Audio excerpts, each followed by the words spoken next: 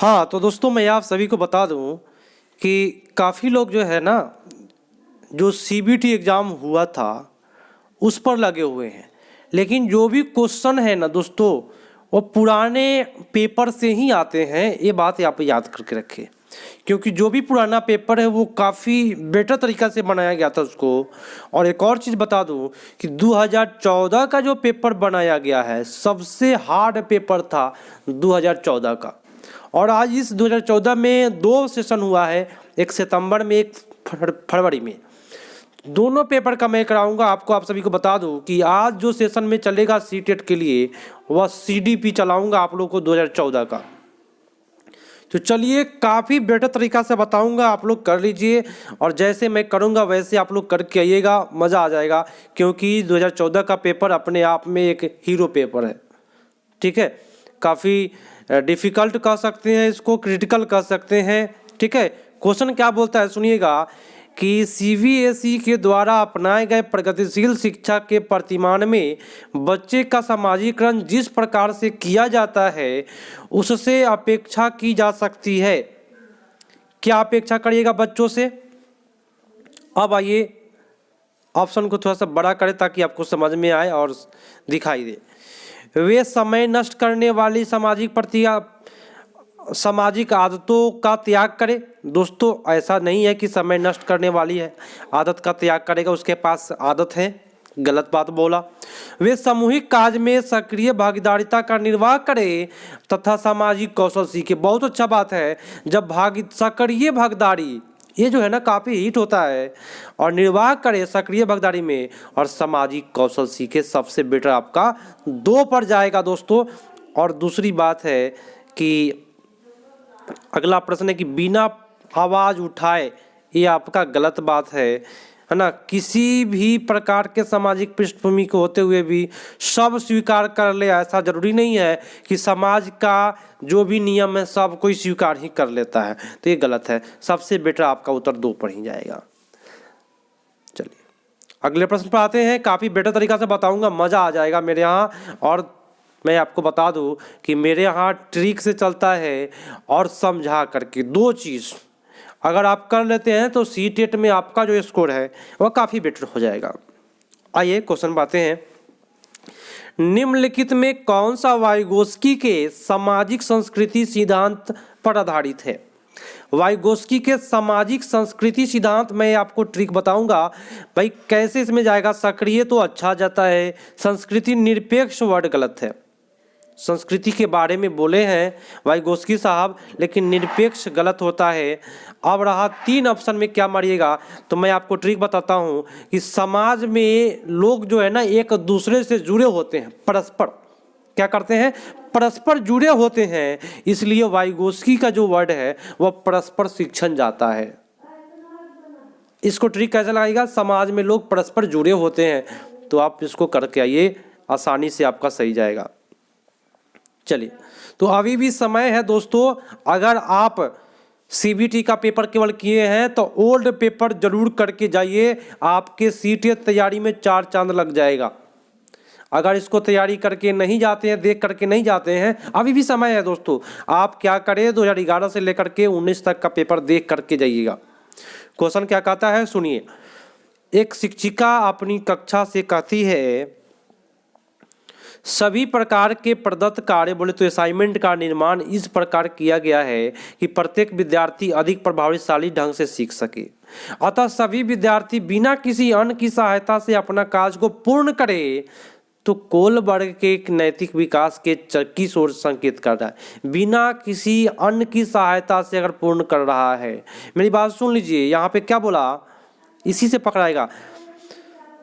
बिना किसी अन्य की सहायता से अपना कार्य पूर्ण करे, तो दोस्तों वह कोलबर्ग का औपचारिक चरण 4 के अंतर्गत आता है, जो किसी का सहायता नहीं लेता है।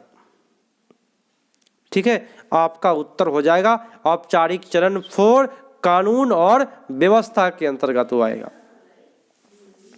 ठीक है, चलिए अगला है कि 14 वर्षीय देविका अपने आप से पृथक स्वनियंत्रित व्यक्तित्व की भावना को विकसित करने का प्रयास कर रही है। वह विकास कर रही है, क्या चीज़ का बताए। देखिए यहाँ पे लिखा हुआ है स्वनियंत्रित व्यक्तित्व की भावना विकसित करना का प्रयास कर रहा है। बोले अपना, स्व बोले तो क्या अपना, और स्व से स्व पड़ गया, इसी को कहते हैं स्वायत्तता। अगर आप अपना विकास करना चाहते हैं स्वनियंत्रित का, तो उसको कहेंगे क्या, स्वायत्तता कहेंगे दोस्तों। आपका उत्तर 2 पर चला जाएगा। अगला प्रश्न है, काफ़ी मज़ेदार बताऊंगा दोस्तों। आप सभी से रिक्वेस्ट है कि एक बार शेयर करके अपने दोस्तों को बुला लीजिए, और लाइक अभी तक नहीं किए हैं तो लाइक करने में कमी नहीं करिए, क्योंकि मैं काफ़ी सक्रिय हूं, ताकि आपका जो है ना CDPB आपका बेटर करा दूं। जो हार्ड सेशन है उसको छोड़ूंगा नहीं, ऑपरेशन करके छोड़ दिया जाएगा।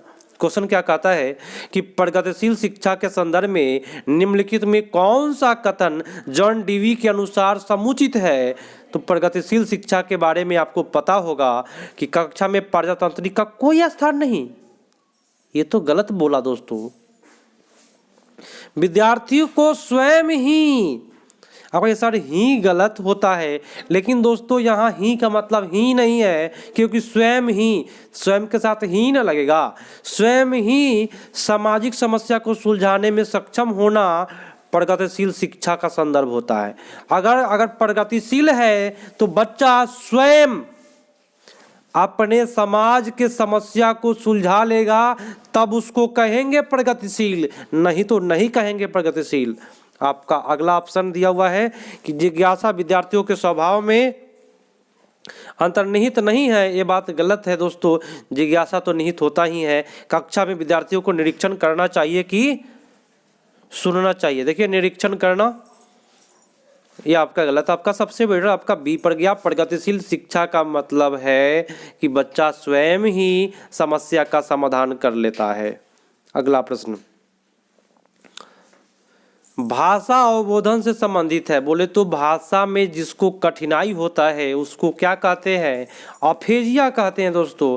क्या कहते हैं, अफेजिया, और उसका हिंदी नाम है भाषाघात। ठीक है, जिन्होंने डी किया उन सभी का सही जा रहा है। अगला प्रश्न,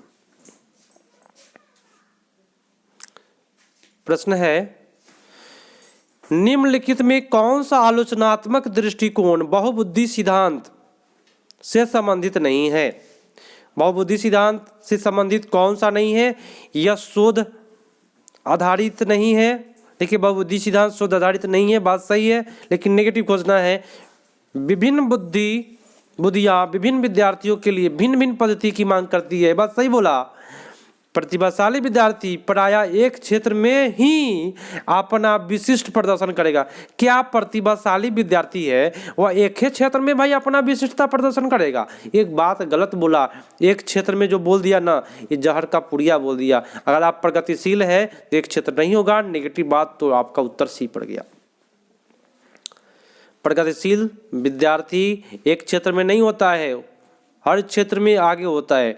अगला प्रश्न है, सुनिएगा कि बहुबुद्धि सिद्धांत को वैध नहीं माना जा सकता। क्यों नहीं माना जा सकता, क्योंकि विशिष्ट परीक्षणों के अभाव में भिन्न बुद्धि का मापन संभव नहीं है।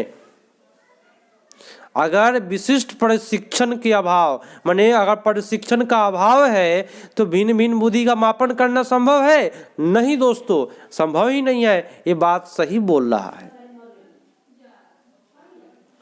सभी 7 बुद्धि, यहाँ पे 7 बुद्धियां बोला, नेगेटिव बोला, केवल बोला इसलिए नेगेटिव गया। यहाँ बोला कि जी कारक, जी बुद्धि, ये स्किनर साहब दिए हैं, क्यों जाएंगे स्किनर पर भाई। आपका उत्तर सबसे बेटर ये है, जब परीक्षण का अभाव होगा तो मापन करना संभव है ही नहीं भाई। ठीक है, आपका उत्तर ए हो जाएगा। अगला प्रश्न समझिएगा, क्योंकि काफी क्रिटिकल क्वेश्चन 2014 का प्रश्न है। जो भी है अपने आप में भाई हीरो है, रॉयल है। क्वेश्चन कहता है कि कक्षा में विद्यार्थियों के व्यक्तिगत विभेद, सुनिएगा, लाभकारी नहीं है। ये गलत बात बोला। हानिकारक है नहीं दोस्तों, अनुपयुक्त है नहीं दोस्तों, व्यक्तिगत विभेद जो है लाभकारी है, क्योंकि ये विद्यार्थियों की संज्ञानात्मक संरचनाओं को खोजने में अध्यापक को प्रवृत्त करता है। बहुत अच्छी बात बोला यहाँ। व्यक्तिगत विभेद जो होता है ना, हर क्लास में होता है। आपका उत्तर 4 पर चला गया। चाहे कोई भी हार्ड हो, कितना भी हार्ड हो, मैं उसका अच्छे तरीका से बताऊंगा, जिससे कि आपको कहीं भी आपको प्रॉब्लम ना हो। बस हम यही चाहते हैं। अगला प्रश्न है भाई, विद्यालय आधारित आकलन प्रारंभ किया गया था ताकि राष्ट्र में विद्यालय शिक्षा संगठन की शक्ति का विकेंद्रीकरण किया जा सके, सभी विद्यार्थियों के संपूर्ण विकास को निश्चित किया जा सके। ये बात सही बोल रहा है। अब ऐसा निश्चित तो गलत होता है, लेकिन मेरे दोस्तों यहाँ बोला क्या कि सभी विद्यार्थियों के संपूर्ण विकास को सुनिश्चित किया जा सके। सुनिश्चित यहाँ पे होना चाहिए या निश्चित किया जा सके, इसलिए विद्यालय आधारित आकलन को प्रारंभ किया गया था। क्वेश्चन पूछेगा, अगर आपसे मीडिया वाला भी पूछता है कि बताइए विद्यालय आधारित आकलन क्यों शुरू किया गया, ताकि सभी विद्यार्थियों के संपूर्ण विकास को निश्चित किया जा सके, इसलिए विद्यालय आधारित आकलन को सीख। लेकिन बेहतर व्याख्या के लिए नहीं दोस्तों, व्याख्या गलत होता है। ठीक है, विद्यालय में विद्यमान अन्य विशिष्ट विद्यालयों की तुलना, प्रतियोगिता, ये सब जहर का पुड़िया है भाई, ऐसे तो नहीं करेंगे हम लोग। ठीक है, चलिए अगला प्रश्न।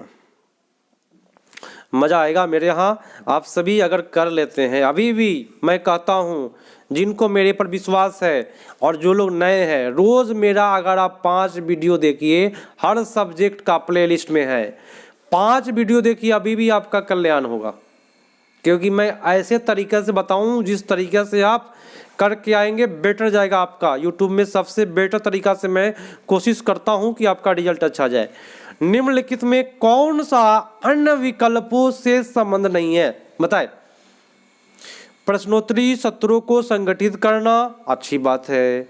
किसी विषय पर विद्यार्थियों की प्रतिक्रिया लेना, अच्छी बात है। बच्चों से परामर्श लेना है, प्रतिक्रिया लेना है।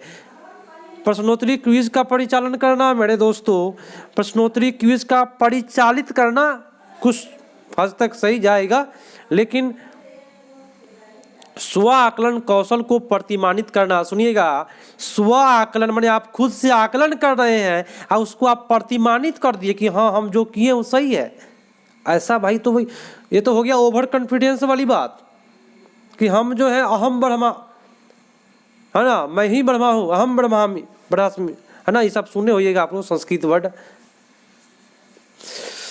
मैं ही ब्रह्मा हूँ, ये वाला बात हो गया। या स्वयं आकलन के कौशल को प्रतिमानित करना कि हाँ हम जो किए हैं वो अच्छा है, ये गलत बात बोला, नेगेटिव बात है, आप 4 करके आइए।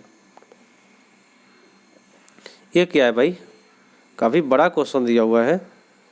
चलिए कोई बात नहीं, कितना भी बड़ा हो छोड़ना नहीं है।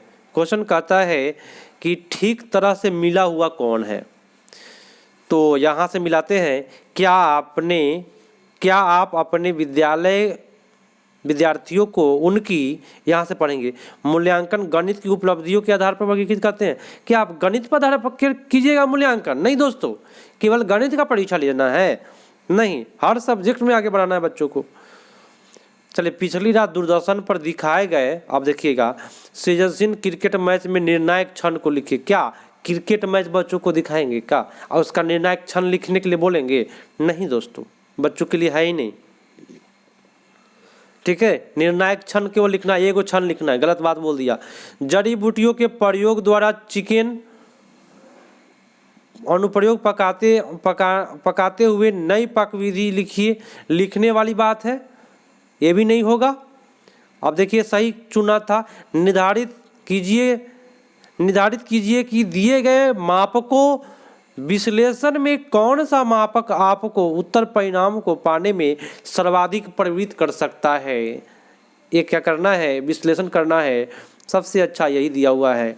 निर्धारित करना बोले तो क्या, प्रवृत्त करना है। ठीक है, आपका उत्तर 4 पर चला जाएगा। आज अगले प्रश्न पर आइए।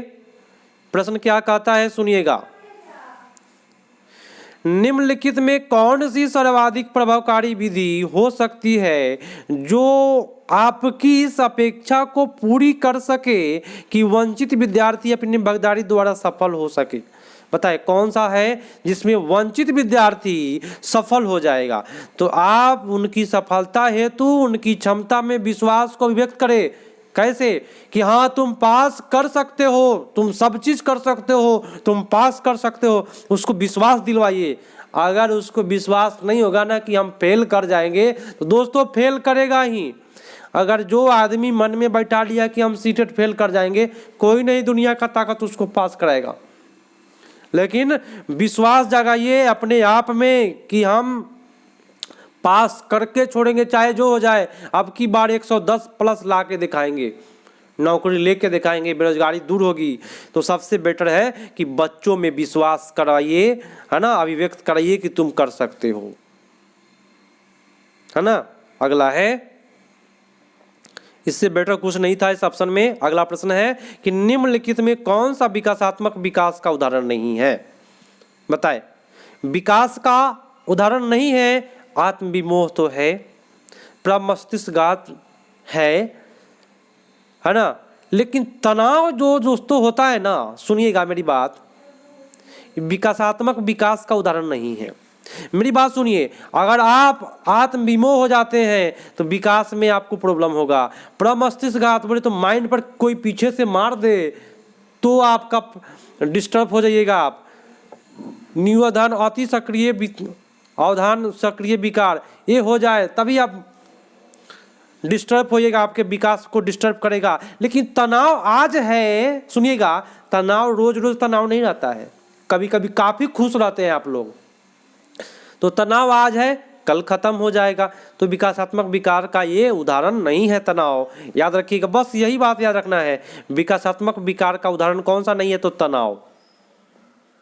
तनाव आज है कल खत्म हो जाएगा। अगला प्रश्न,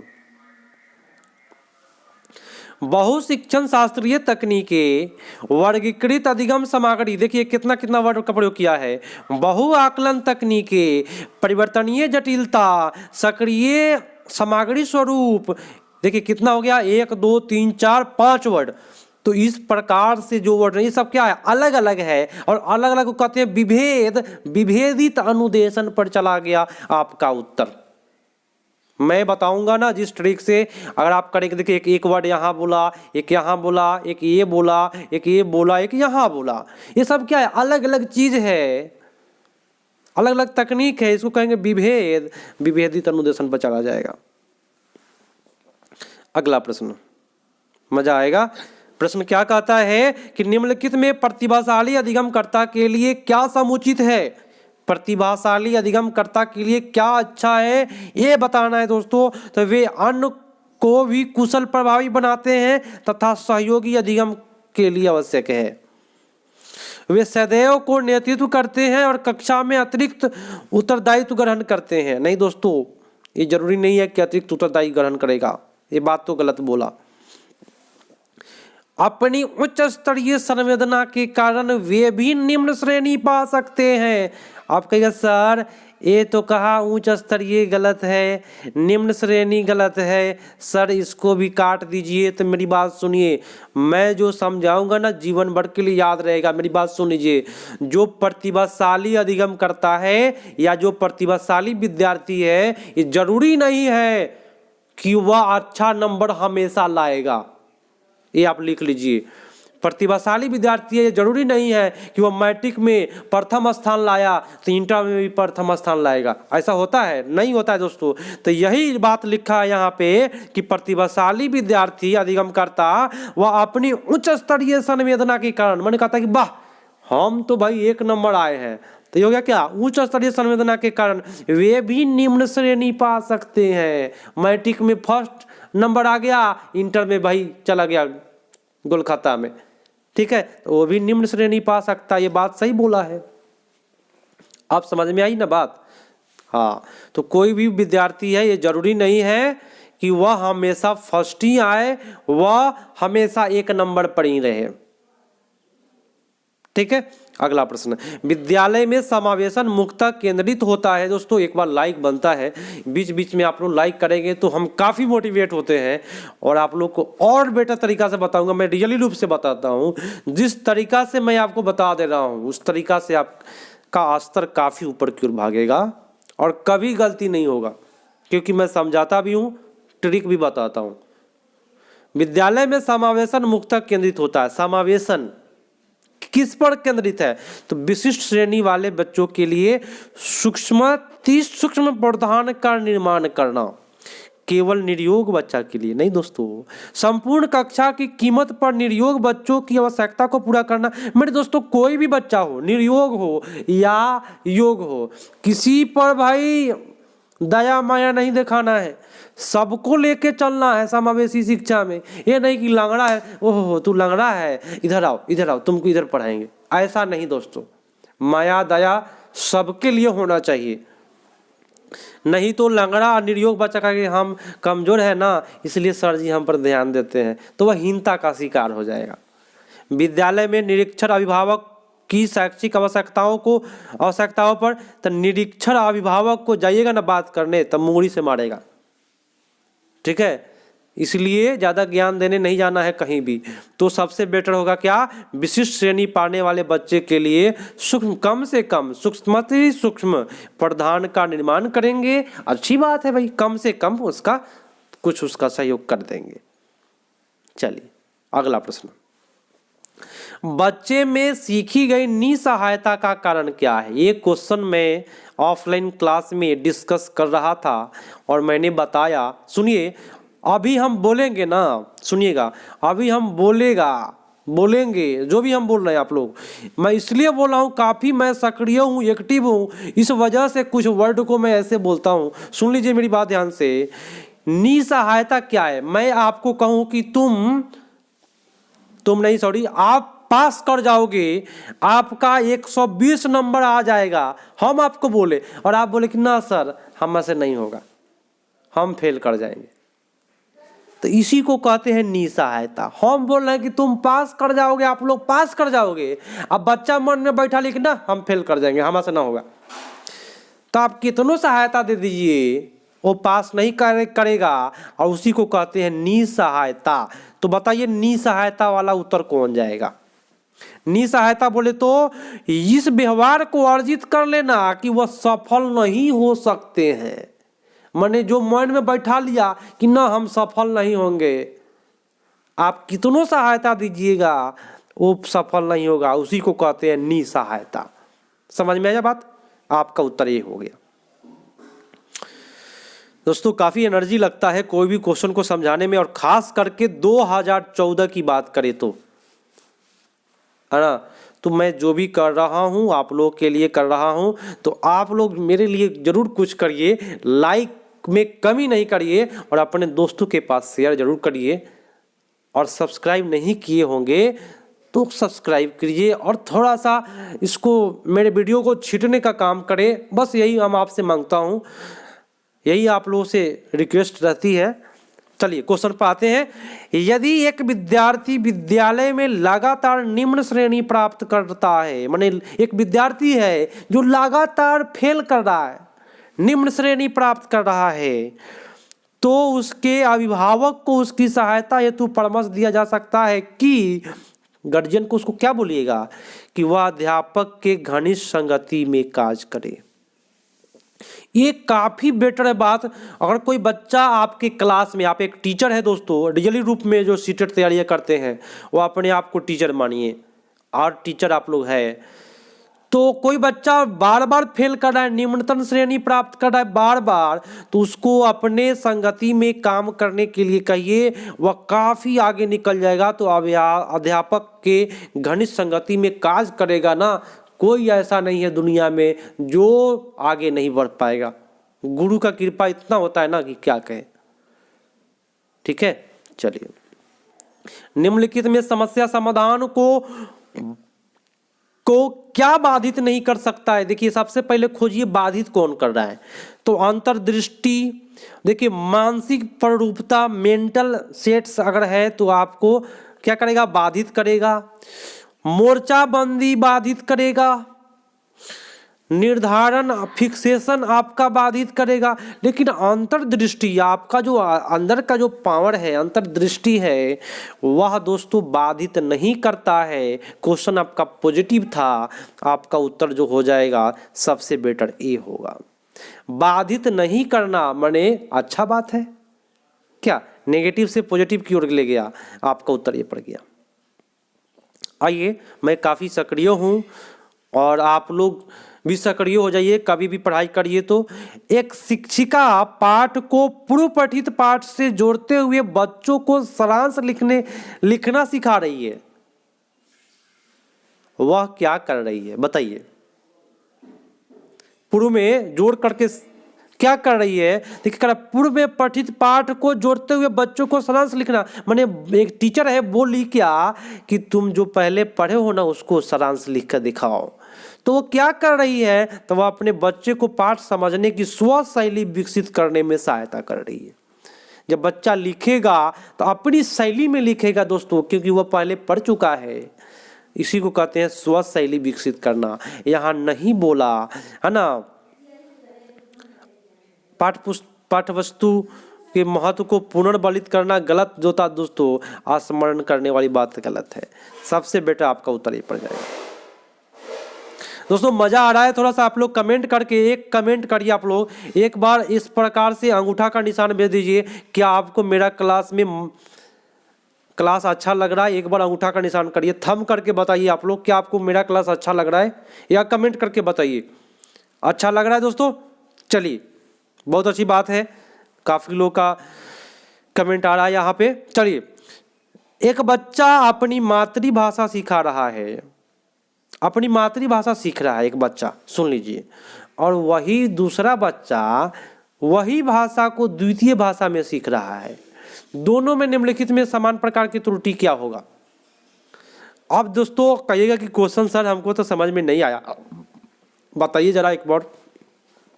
मान लीजिए आप ही को कहते हैं, आप अपनी मातृभाषा सीख रहे हैं। क्या सीख रहे हैं? मातृभाषा। और एक दूसरा आदमी है, आप ही के मातृभाषा को द्वितीय भाषा के रूप में सीख रहा है, मतलब कि उसका दूसरा भाषा, उसका मातृभाषा कुछ और है, लेकिन आपकी मातृभाषा को वह द्वितीय भाषा के रूप में सीख रहा है। तो आपका बेटर होगा कि उसका बेटर होगा? आपका मातृभाषा में आप सीख रहे हैं तो आप जल्दी सीखिएगा, वह द्वितीय भाषा में सीख रहा है तो वह जल्दी नहीं सीखेगा। तो ये जो त्रुटि होगा विकास के रूप में त्रुटि होगा, मतलब कि आपका विकास अच्छा होगा और दूसरे का विकास थोड़ा सा कम होगा, क्योंकि उसका मातृभाषा नहीं है, आपकी मातृभाषा है। तो इसमें हो जाएगा कैसा त्रुटि? विकासात्मक त्रुटि। अगला प्रश्न, परीक्षा में तनाव निष्पादित को प्रभावित करता है। क्या कर रहा है? परीक्षा में जो है ना, तनाव निष्पादित को प्रभावित करता है, माने अगर आप तनाव में हैं तो आपका परीक्षा प्रभावित हो जाएगा, ये बात गारंटी लिखिए। इसलिए कभी भी प्रेम से रहना है, खुशी से दम धैर्य धारण करके रहना है। यह तथ्य निम्नलिखित में किस प्रकार से संबंधित स्पष्ट करता है? परीक्षा जो है तनाव में, तो बताए क्या है? जब तनाव की बातें कर रहा है तो ये जो तनाव है ना दोस्तों, यह संज्ञान बोले तो जानकारी और भावना से जुड़ा होता है। तनाव जो है आपके संज्ञान को और भावना को प्रभावित करेगा, इसके वजह से परीक्षा आपका प्रभावित हो जाएगा। इसलिए कभी तनाव में नहीं रहिए कि हम फेल कर जाएंगे। भाई ये माइंड में बैठा लीजिए कि अब की बार तो भाई मेरा नौकरी लगेगा, चाहे जो हो जाए, छोड़ेंगे नहीं। ठीक है, एक अध्यापक उस बच्चे के साथ परामर्श करते हैं कि उसकी निष्पात्यात्मक प्रगति की दुर्घटना के बाद अनुकूलित नहीं है। क्या बोला? मेरी बात सुनिएगा कि एक अध्यापक एक बच्चा को परामर्श करता है, माने उसको कोई दुर्घटना हो गया, मान लीजिए किसी का दुर्घटना हो जाता है, उसके बाद जो है ना वह अनुकूल नहीं है, मान लीजिए तो कोमा में है, उसको याददाश्त खत्म हो गया है। निम्नलिखित में कौन सी प्रक्रिया विद्यालय में परामर्श के लिए सबसे बेहतर होगा? बताएं, सबसे बेहतर परामर्श क्या दीजिएगा? जो अपना दुर्घटना के बाद वह भूल गया है तो क्या करिएगा? वह एक उपदेशक उपाय बताएंगे। उपाय बताने से होगा क्या? नहीं होगा दोस्तों। आरामदायक महसूस करे, इसीलिए उपाय बता रहे हैं आप। ऐसा करिएगा क्या? नहीं दोस्तों, वह अपने विचार को खोज करने हेतु लोगों में आत्मविश्वास का निर्माण करता है। ठीक है, खोजेगा कि हम क्या थे, अब क्या हो गए हैं। सबसे बेटर आपका उत्तर बी पर ही जाएगा दोस्तों। और यहाँ पे अगला भी देख लीजिए कि विद्यार्थियों में भविष्य के विकल्पों को चुनने के लिए एक अच्छा, गलत है, यहाँ पे केवल की बात हो रही है इसलिए गलत है। अब आइए अगले प्रश्न पर आइए। क्वेश्चन क्या कहता है, थोड़ा सा इसमें धुंधला होगा, दिखाई नहीं दे रहा होगा। एक विद्यार्थी उच्च स्तरीय रंगमंचीय कलाकार बनना चाहता है, माने हीरो बनना चाहता है। उसके लिए निम्नलिखित में कौन सा उपाय सबसे कम प्रेरक होगा? कम बोले तो नेगेटिव, तो राज्य स्तरीय प्रतियोगिता में जीतने के लिए प्रयास करेगा। अगर आप कलाकार बनना चाहते हैं दोस्तों, अच्छा कलाकार, तो प्रतियोगिता जीतने के लिए अगर कलाकार बनते हैं ना, ट्रॉफी लेने के लिए, तो आप अच्छा कलाकार नहीं होंगे, ये बात गारंटी है। जो भी कलाकार ऑस्कर पुरस्कार के लिए तैयारी कर रहा है ना, वो कलाकार कभी भी ऑस्कर पुरस्कार नहीं ले पाएगा। तो ये सबसे कम बात है, यही आपका उत्तर हो गया। अगला प्रश्न है कि इनमें कौन सा सिद्धांत या मत स्पष्ट करता है कि बच्चे अपने वृद्धि और विकास हेतु कठोर अध्ययन करते हैं? आप नोट करिए जरा, नोट करिए तो जरा। मेरे यहाँ जो भी तैयारियां करते हैं फटाफट कॉपी कलम निकालिए, नोट करिए इसको। यह एक सिद्धांत है जो आपको कभी भी हीरो बनाएगा दोस्तों। लिखा क्या है, क्या लिखना है? तब बच्चे अपने वृद्धि एवं विकास हेतु कठोर अध्ययन करते हैं। ये बात किसने बोला?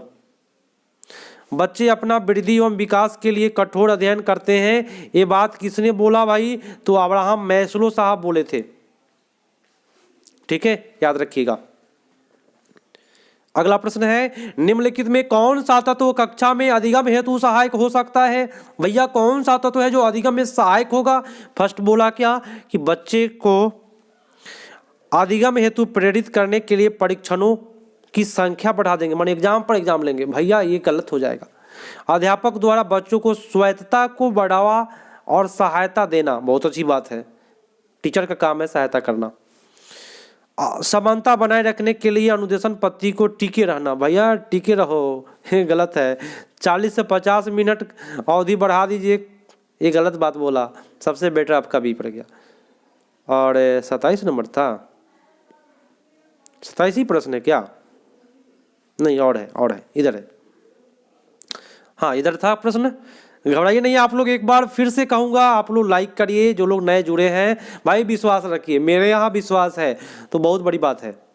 परिपक्वता, परिपक्व विद्यार्थी क्या करता है? जो परिपक्व है ना, कहते हैं इसको अकील आ गया है, परिपक्व हो गया है लड़का।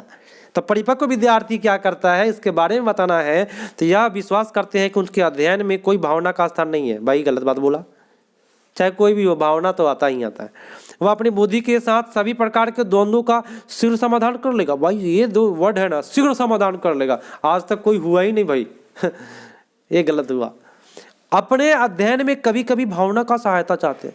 जो भी परिपक्व विद्यार्थी है ना, कभी कभी भावना का शिकार हो जाते हैं, है ना। तो अपने अध्ययन में कभी कभी भावना का सहायता चाहते हैं, ये बहुत अच्छी बात बोला। लेकिन कठिन परिस्थिति में विचलित नहीं होते हैं। आज तक कोई ऐसा आदमी ही नहीं है जो कठिन परिस्थिति में विचलित नहीं हुआ हो। हर व्यक्ति विचलित होता है। आपका उत्तर 3 पर चला जाएगा। अगला प्रश्न है कि पूर्व विद्यालय में पहली बार एक आया बच्चा मुक्त रूप से चिल्लाता है। मान लीजिए, देखिए हम कहानी टाइप से बताएंगे, पूरा प्रेम से करिएगा इसको। माने एक बच्चा आया विद्यालय में पहली बार तो चिल्लाता है, रोता है। पहली बार जब विद्यालय आता है तो माता पिता उसको टांग करके लाते हैं, वो चिल्लाता है, रोता है कि ना पढ़ेंगे। तो 2 वर्ष के बाद वही बच्चा जब प्राथमिक विद्यालय में पहली बार जाता है तो अपना तनाव चिल्लाकर व्यक्त नहीं करता। लेकिन जब 2 साल बीतता है ना, तो अब तनाव जो उसके अंदर है अब चिल्ला के व्यक्त नहीं कर रहा है, वह उसके गर्दन कंधा जो है तन जाता है, मन तक ही जाता है एकदम टका टका टका टका, इधर उधर, मतलब उसका माइंड नहीं जाता है, बोर्ड पर ही ध्यान देता है। तो उस व्यवहार में जो परिवर्तन हुआ है, पहले चिल्लाया, बाद में उसका गर्दन अकड़ जा रहा है, तो ये जो परिवर्तन हो रहा है धीरे धीरे, यह क्या परिवर्तन है? तो दोस्तों इस परिवर्तन को लिख लीजिए, विभेद का कारण है एकीकरण विकास के लक्षण है। यही परिवर्तन है दोस्तों, याद रखना पड़ेगा।